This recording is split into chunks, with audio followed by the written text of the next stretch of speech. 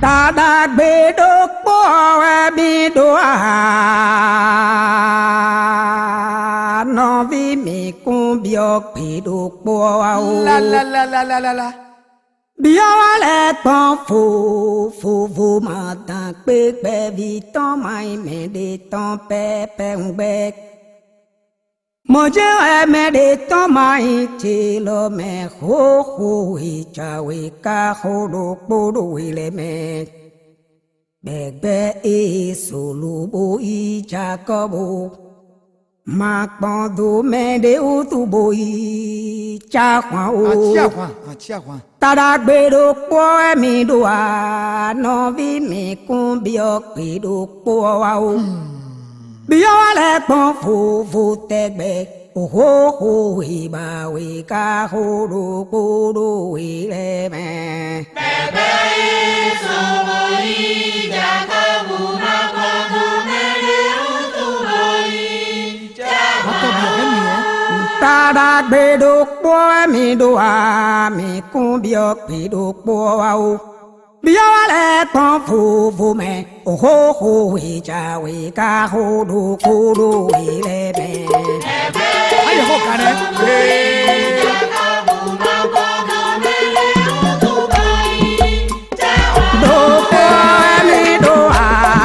No vi mi cumbio pido poa o Bio le bon fu me ho i cha we ka ho do we le me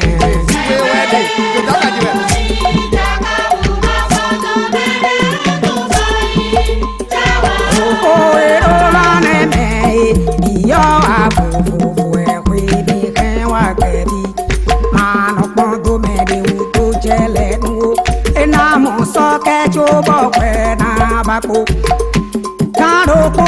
konye azobi no bo ka bo pola so du ko I follow bo I diplomo o ateri e lobo ya so vi me do po ton tayon bo e me foda ki bo kho du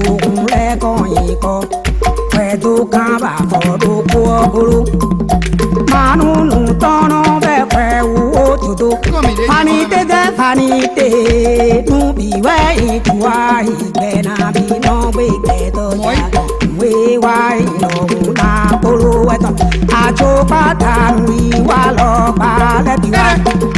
nu su da ko we nu na do na hele bo mi bo pon bo ta bi ki ko sa o lu ko we na hele na nu mi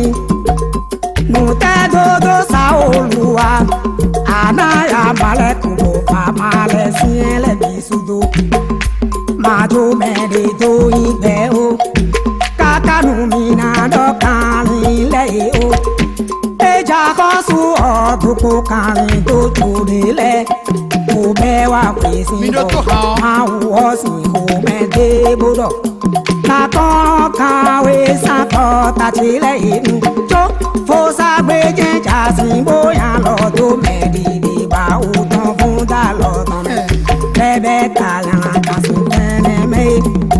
e fun yi ko ton sin pe we ma me di mini ton da bi ti bo e ba me si bo le ku me on te ji ganji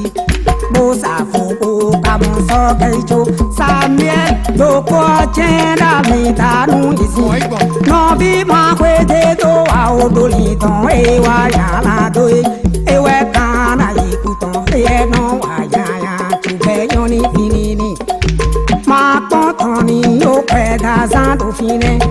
si do kun bi ko we no li don i su ma ji o le de inu pe to lo pe di ka ma bo chi bara u ti pe no ti fi fo ton ni pe ma do ku do e so ke we un tara gbe wa do e ku e ki ton te we ka no te ton we ka ne we no nu we la ka ka lo bo pe no si ko me de si vi we wa no te ton me e so kwe ke we un tara gbe wa do ta bi ti ku e ki ton te we no te ton me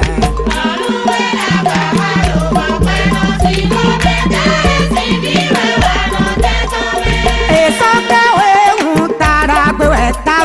toi des vies dans tes ouais dans tes tombes.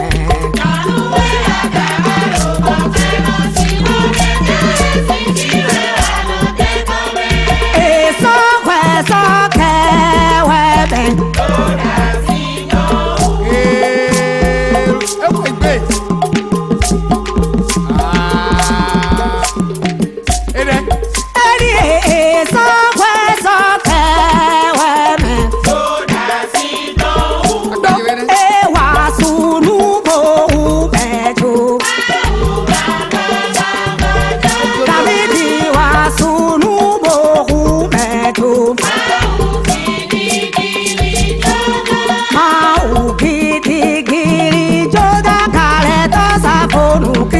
Jesus beso beso anan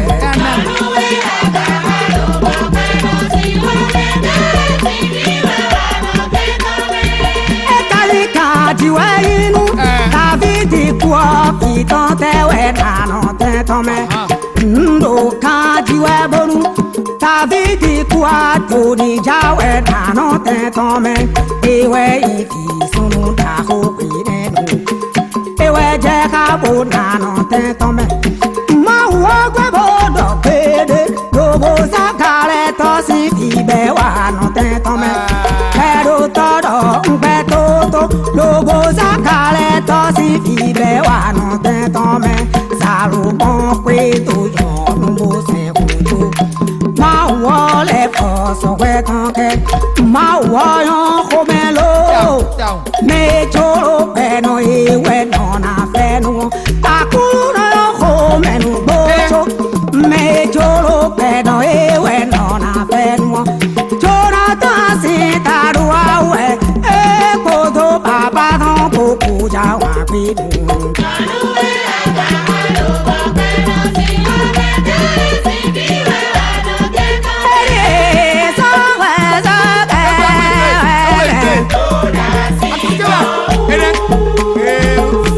como no es soccer.